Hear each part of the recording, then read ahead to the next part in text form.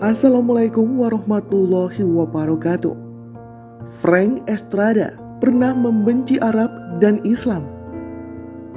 Frank Estrada adalah seorang penganut agama Katolik Roma yang taat. Ia menerima sepenuh jiwa ajaran-ajaran Gereja Katolik Roma meski ada sebagian ajaran yang bertentangan dengan akal sehatnya.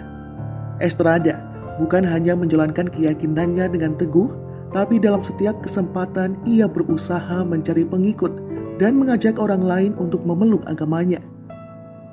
Ketika masih bertugas di Marinir AS, Estrada pernah 2 kali ditugaskan ke Timur Tengah. Di negara Timur Tengah yang mayoritas penduduknya Muslim ini, Estrada justru mulai membenci Islam dan orang-orang Arab. Namun kebencian itu berubah ketika Estrada sudah tidak aktif lagi di Marinir dan bekerja sebagai pengelola jaringan internet di sebuah perusahaan di Irak. Di kantornya ia bekerja dengan seorang Muslim bernama Ahmed. Mulanya Estrada tidak terlalu percaya pada rekannya itu karena latar belakangnya yang Muslim. Meski demikian, Estrada mengakui Ahmed sebagai seorang rekan kerja yang sabar dan banyak membantunya menyelesaikan tugas-tugas di kantor. Bergaul dengan Ahmed, perlahan-lahan sikap ketidakpedulian Estrada terhadap Islam mulai mencair. Ahmed tidak menceramahi saya dengan kata-kata, tapi dia menunjukkan pada saya bahwa Muslim bukanlah orang-orang jahat lewat perilakunya sehari-hari, ungkap Estrada. Dari Ahmed pula, Estrada akhirnya tahu tentang sosok Rasulullah Muhammad SAW dan kebenaran akan pesan-pesan Allah Subhanahu wa Ta'ala dalam Islam.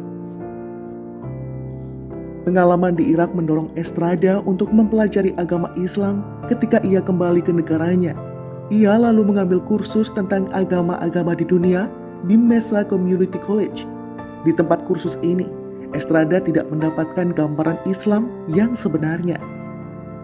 Pandangan-pandangan tentang Islam di kursus itu cenderung negatif. Tapi hal itu justru memicu saya untuk mengenal lebih dekat tentang Islam, ujar Estrada.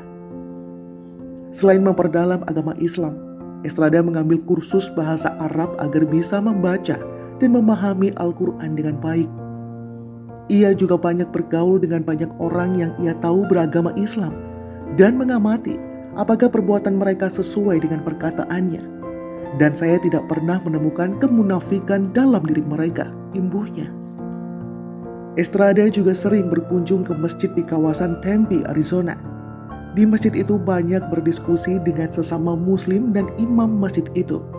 Tetapi menurut Estrada yang benar-benar membulatkan tekadnya untuk masuk Islam adalah 2 kalimat syahadat.